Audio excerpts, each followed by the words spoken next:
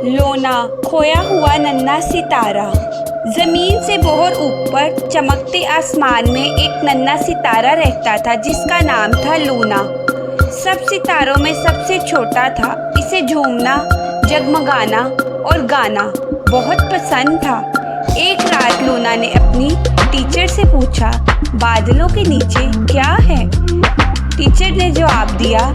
इससे पहले लूना बहुत जोर से घूम गया। ओह! वो चीखा। लूना एक जादुई जंगल में नरमी से आ गिरा। इसकी रोशनी दरख्तों को रोशन कर रही थी। एक अक्लमंद उल्लू जिसका नाम ओलिवर था नीचे उतरा और पूछने लगा, तुम कौन हो?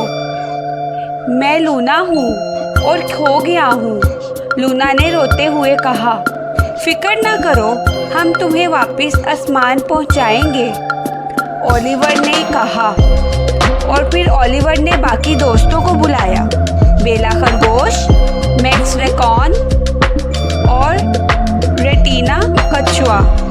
बेला बोली, चलो सबसे ऊपर ऊंचे दरख्त पर चढ़ते हैं। लूना मैक्स की मदद से ऊपर चढ़ा, मगर सितारे अब भी दूर थे। लूना की रोशनी मध्यम होने लगी और कहने लगा, मैं कभी वापस ना जा सकूंगा। तभी जुगनू जमा हो गए और बोले, लूना, सितारे, तुम परेशान ना हो, हम तुम्हें ऊपर ले जाएंगे। सब जानवर खुशी से चीखने लगे और लूना को आसमान की तरफ धकेलने लगे। बादलों से ऊपर सितारों की दुनिया खुल गई।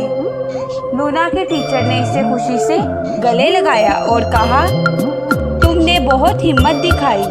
लूना मुस्कुराकर बोला, और मैंने ज़मीन पर बहुत से दोस्त भी बनाए। लूना आसमान में वापस आया। आसमान चमक रहा था।